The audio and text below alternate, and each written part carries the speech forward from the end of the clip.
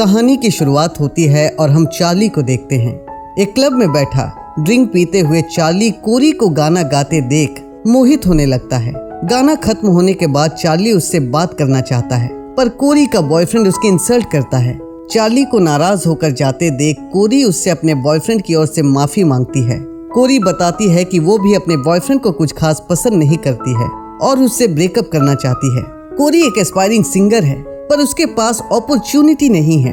इसी बात पर चार्ली उसके लिए एक बियर खरीदता है और जाते जाते अपना कार्ड देकर फोन करने के लिए कहता है। आगे हम डॉनी को देखते हैं, जो चार्ली को मिकी एडम के बारे में बताता है। मिकी एडम एक वक्त में संगीत की दुनिया में बुलंदियों को छू रहा था, पर अब वो बर्बाद हो चुका है और डॉनी उससे पीछा छुड़ाना चाहता है। इसलिए वो चार्ली को मिकी एडम से कॉन्ट्रैक्ट पेपर साइन करवाने की जिम्मेदारी सौंपता है, जिसके बदले डॉनी चार्ली को वो सब कुछ देगा जो वो चाहता है। रास्ते में ड्राइव करते हुए चार्ली मिकी एडम के सुपर हिट गानों को एंजॉय करते हुए उसके घर पहुंचता है। दरवाजे पर बेल बजाते ही अंदर से एक लड़की मिकी को अनाप शनाप कहते हुए बाहर चली जाती है। चार्ली दरवाजे पर नॉक करता रह जाता है, पर उसका कोई फायदा नहीं होता।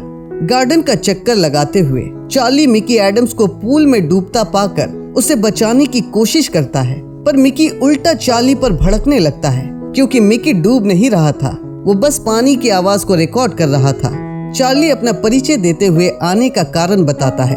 मिकी उसे खाने के लिए सैंडविच ऑफर करता है। चार्ली बताता है कि वो यहाँ मिकी से कॉन्ट्रैक्ट पेपर साइन करवाने आया है और जब तक मिकी साइन नहीं करता वो उसका पीछा नहीं छोड़ेगा।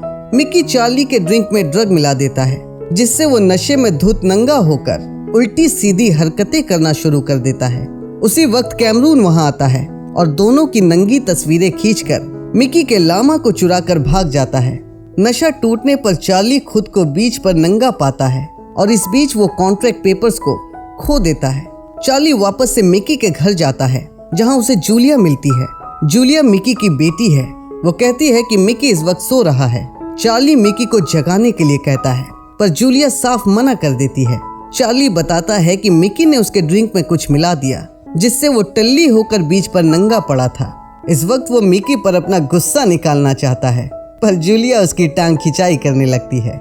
घर लौटकर चार्ली कोरी से मिलता है और बताता है कि उसने डॉनी को उससे मिलने के लिए मना लिया है। और फिर आपको पता ही है कि ज्यादातर अंग्रेजी फिल्मों की तरह दोनों इंटीमेट होने लगते हैं।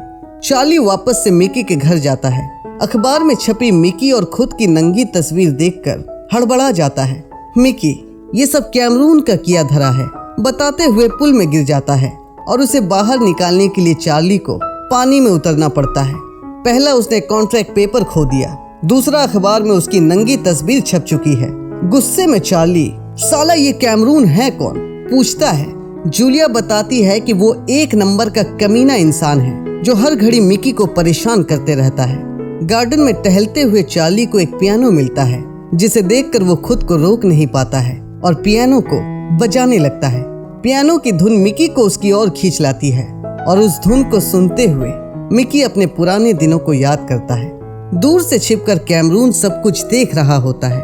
पियानो बजाकर मिकी खुशी से पागल होने लगता है। वो चार्ली को बताता है कि एक मुद्दत के बाद उसने संगीत को छेड़ा है। उसे लगता है कि वो फिर से एक बार पुराना मिकी एडम बन सकता है, और क्योंकि ये सब चार्ली की वजह से हुआ है, इसलिए वो चार्ली को अपना इंस्पिरेशन मानने लगता है। ड्राइव करते हुए चार्ली बताता है कि उसके पिता को उसका पियानो बजाना पसंद नहीं था।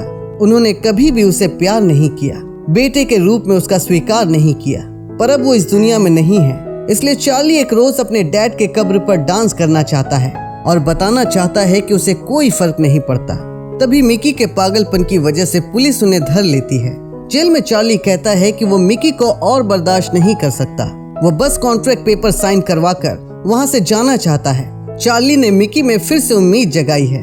वो चार्ली को यूं ही नहीं जाने देगा, इसलिए मिकी एक सौदा करता है। वो साइन तो कर देगा, पर बदले में चार्ली को मिकी का बेस्ट फ्रेंड बनना होगा।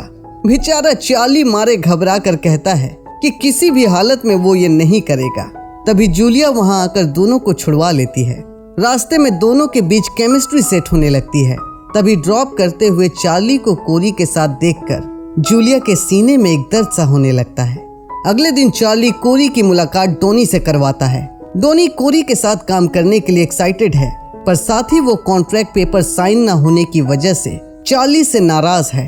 डॉनी कोरी के सामने ही चार्ली का इंसल्ट करता है और मोंटेसिटो जाकर किसी तरह से मिकी एडम से कॉन्ट्रैक्ट पेपर साइन करवाने को कहता है। पेपर लेकर चार्ली जैसे ही मोंटेसिटो पहुंचता है, मिकी को देखकर हैरान रह जाता है। मिकी बताता है कि वो एक नई शुरुआत करना चाहता है। वो जूलिया और चार्ली के साथ एक बार में जाता है और गाने की कोशिश करता है, लेकिन कई कोशिशों के बाद भी मिकी गा नहीं पाता है। आखिर में मायूस होकर मिकी पेपर साइन कर देता है।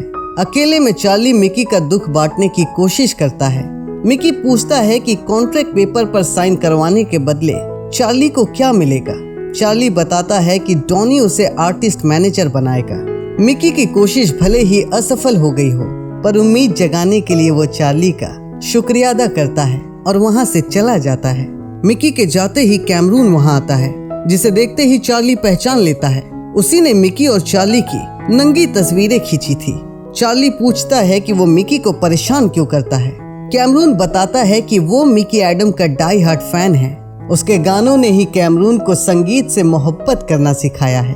कैमरून कहता है कि वो मिकी को फिर से कमबैक करते देखना चाहता है, इसलिए उसकी शांति में खलल डालता है ताकि परेशान होकर वो दोबारा से गाना शुरू कर दे।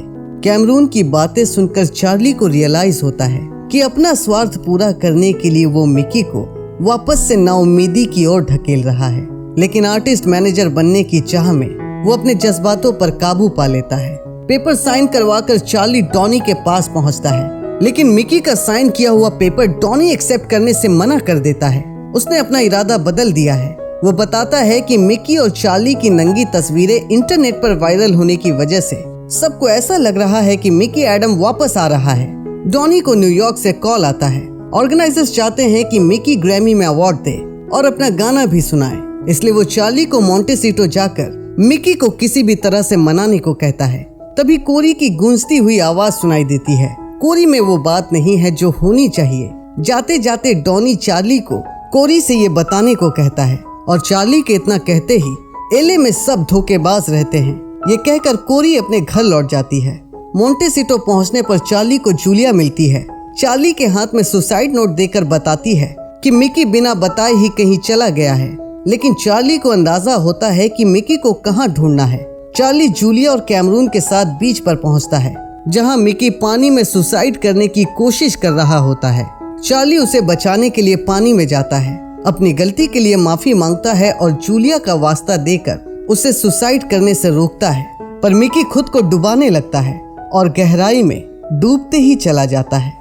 अगले पल हम चार्ली को कब्र के आगे खड़ा दुख प्रकट करते हुए पाते हैं। एक मिनट, घबराइए मत, मैं समझ सकता हूँ कि आप क्या सोच रहे हैं, पर यह कब्र मिकी की नहीं है, चार्ली के डैड की है, जिन्होंने हमेशा ही उसे नापसंद किया। मिकी तो बाजू में खड़ा म्यूजिक प्ले कर रहा है और चार्ली जूलिया के साथ अपने डैड के कब्र पर डांस करने की इच्छा पूरी कर लेता है। आगे हम फिर से मिकी को उसी बार में गाना गाते हुए देखते हैं और बुरे वक्त में साथ देने के लिए अपनी बेटी जूलिया का शुक्रिया अदा करते हुए पाते हैं।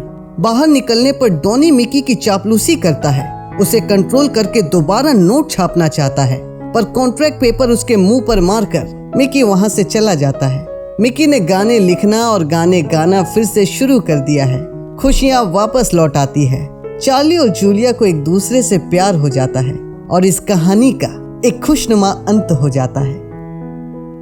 उम्मीद करता हूँ कि आपने ये एक्सप्लेन बहुत ही ज्यादा एंजॉय किया होगा। अगर हाँ, तो ऐसे और भी बेहतरीन एक्सप्लेन वीडियोस के लिए लाइक करके चैनल को सब्सक्राइब कीजिए और बेल आइकन दबाइए ताकि आने वाले वीडियोस के नोटिफिकेशंस आपको झट से मिल जाए।